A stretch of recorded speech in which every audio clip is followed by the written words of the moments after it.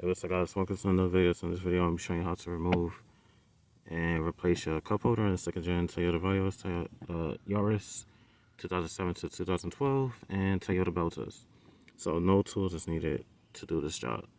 So just open the cup holder, and then on the side what you want to do is push in and lift up, and then pull out, and then there's a spring that goes right here, and it got this little hook right there.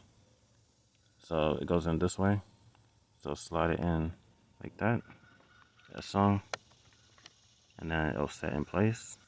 And then that spring, make sure it goes behind here. So put the spring behind here. That's what pushes it to open and close. So make sure it goes back there, and then put it in an angle.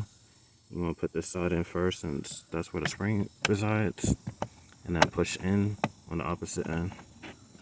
And then push in. There's a little piece right there, hook, whatever you want to call it. It goes into this hole.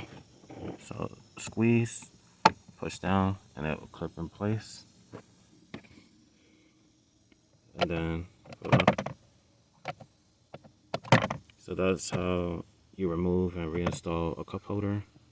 That's it for this video. Like, comment, subscribe. I'll see you on the next one. Peace.